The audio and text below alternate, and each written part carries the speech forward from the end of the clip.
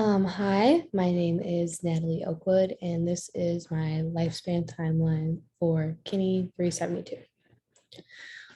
So a little introduction about me. I was born in 2002, so I'm currently 19 years old. Um, I'm going into my junior year in the fall as a pre-OT student at SVSU. I grew up in the thumb of Michigan in between two towns, Clio, Michigan and Millington, Michigan.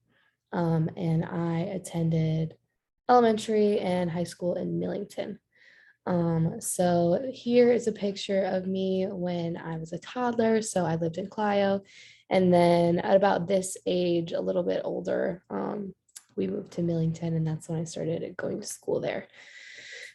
This is my younger brother. He is my one and only sibling, and of course, the bane of all my existence, but also my best friend in the whole world.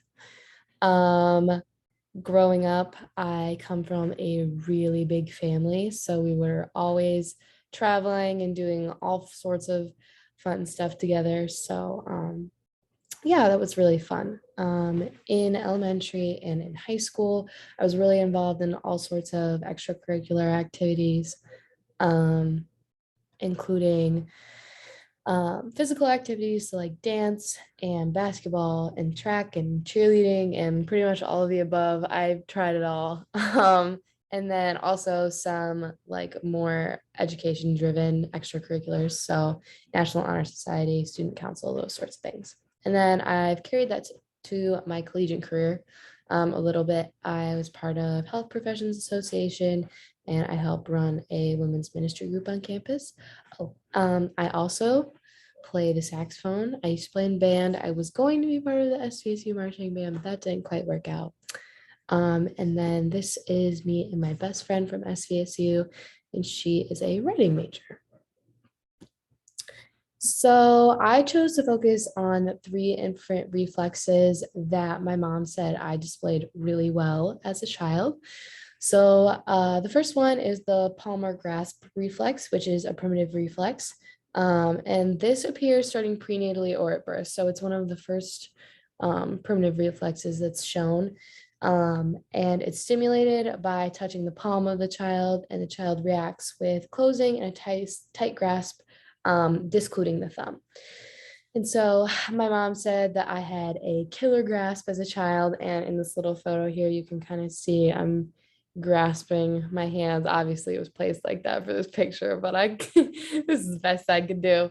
And then the next reflex that I'm going to talk about is the stepping reflex, which is a locomotor reflex. This reflex appears at about 6 weeks after birth and it disappears at 5 months. So this looks like the child being held in an upright position and being stimulated by pressure being applied at the bottoms of the feet. So assistance is held at the hands and the child's feet are on the ground. And then usually it's prompted with a little lean forward so that the child has the opportunity to alternate those steps left and right. And then the last reflex that I'm going to talk about is the pull-up reflex, which is a postural reflex. This usually occurs at 3 to 4 months and is stimulated by tipping the child forward or backwards. And then the child responds with pulling with both of their hands back to an upright position. And my mom said that I thought this was a really fun game. And so I would just like lean back and like pull myself up like it was a little game. So the next reflex or movements that I'm going to talk about are infant voluntary movements. I chose to talk about elevating head, pulls to standing, and walks with prompting. So elevating head is a head progression movement. It usually occurs at about 2 months, and I asked my mom about this one, and she said I started doing this at around 2 months of age as well. And this just looks like the child laying on their belly and lifting their head on their own. The next voluntary movement is pulls to standing, which is a body progression movement. It usually occurs at around 9 to 10 months. And this just looks like a child holding onto a supporting object and pulling themselves to standing and being able to briefly stand there for a minute. My mom said I started doing this at around 7 months old, so I accelerated a little more quickly than the average on this movement. Yeah. The next one is walks with prompting and assistance, which is a walking progression movement. So this is the movement that happens right before independent walking. So it's usually at about 11 months of age, and it looks like hand holding to assist in balance, and then usually leading to prompt the walking. So, kind of leaning forward a bit with that handhold assistance. And I started doing this at around 9 months of age. So again, a little faster than the average. Yeah.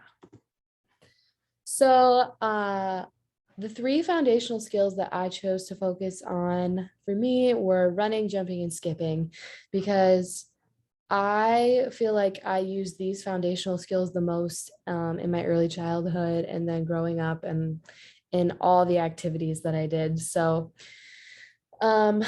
running just looks like alternating your arm and leg steps with added flight time. And so in the elementary stage, which is around 19 months of age, which I would guess is about how old I am in this picture, you start showing evident flight in between your steps, but your arms can be a little crazy. And so you're still in that elementary stage. And then as you progress into the mature stage, you start to show advancement in your arms, where you're able to show those 90-degree angles and strikes with your alternating steps. The next foundational skill is jumping, which is a 2-foot takeoff with a 2-foot landing. So the elementary stage of this looks like jumping up rather than out, and then swinging your arms sideward rather than forward. So in both of these pictures here, I'm kind of displaying that jumping movement, but more in like the mature stage in this one. And then in this one, my arms are kind of out to the side more. So that honestly looks a little more elementary. But the mature form of this is jumping with both feet up and forward and with your arms swinging front to back. So I thought these 2 pictures were showing that pretty well. And then the last foundational skill I'm talking about is skipping, which is a rhythmic step and hop sequence, which I think I was attempting to do in this picture, but I was obviously in the initial or elementary stage where my arms are super exaggerated and my rhythm clearly looks a bit uneven. And then as I was maturing, I was able to get more rhythm into my step and have not exaggerated arms. So the specialized skill that I chose to focus on is swimming. So I started to learn to swim at about 4 years old. My family is just huge into like water activities and all that fun stuff. We've got a cottage on the lake. And so we were always out there, and I had to learn at a pretty young age how to swim. So this picture right here, I think, is when I probably started. And my progression started with assisted floating. So my mom would take me out and, just walk me around in the shallows of the water. But then she started putting her hand under my belly and helping me just kind of float around. And then after that, she started prompting me to kick my legs and scoop with my arms in the water while still holding me on my belly. So it was still assisted. And then as I progressed, I was able to move into a doggy paddle, which wasn't very pretty to start off with. Just trying to keep my head above water and scoop as much as I could.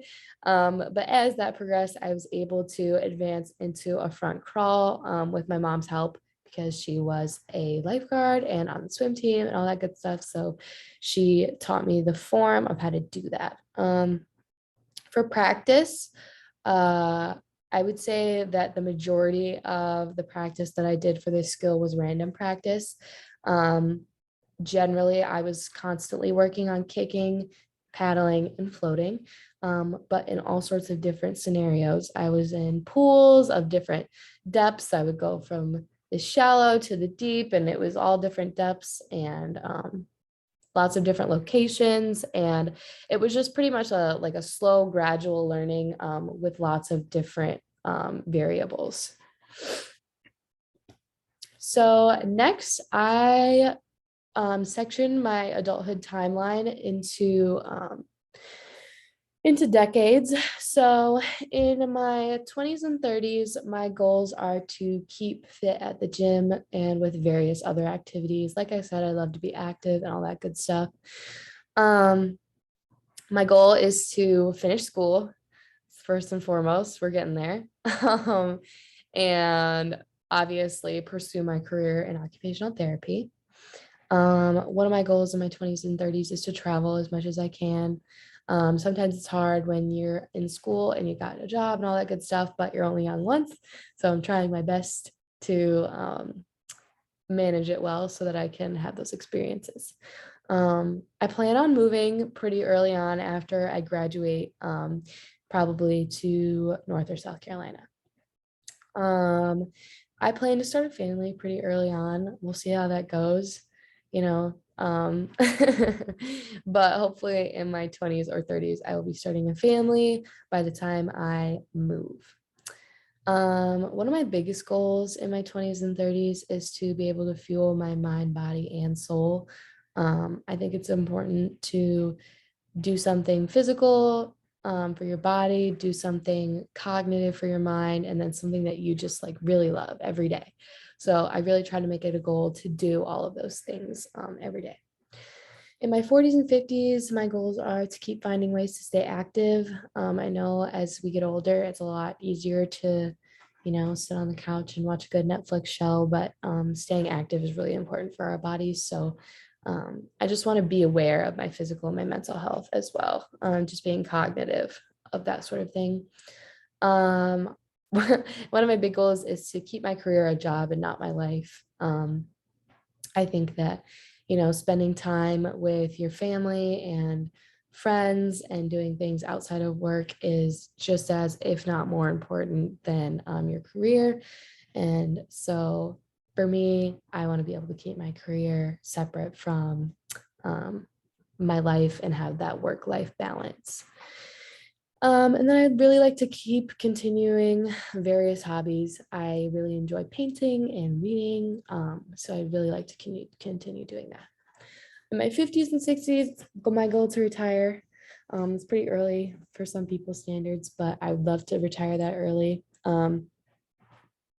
Continue to be active in new and attainable ways. I feel like at this age, for some people, it gets a little harder with the wear and tear of your body to be active in the same ways you used to be.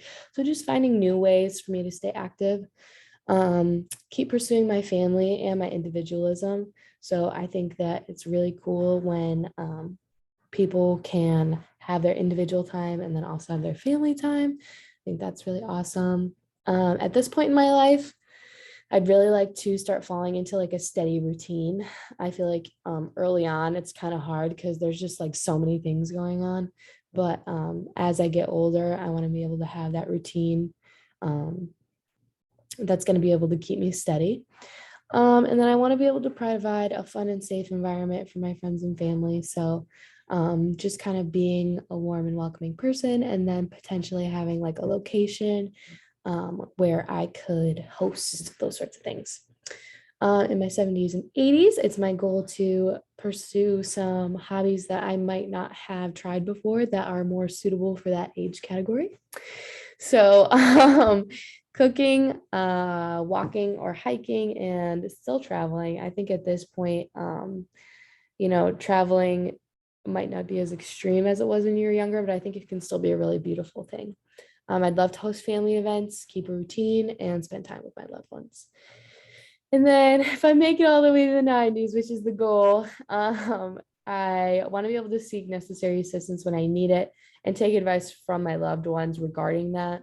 And then stay active sustainably. So whatever that looks like, listening to my body and what it needs. Yeah. So in conclusion, being from a big family means I get to see all different types of lifespans and styles.